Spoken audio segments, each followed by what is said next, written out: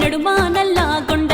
పక్కనేమో పానాగల్లు మధ్యలున్నది మా ఇల్లు అడ్డకాడికొచ్చి అమ్ములేది అంటే చిన్న పోరడైనా చెప్తాడు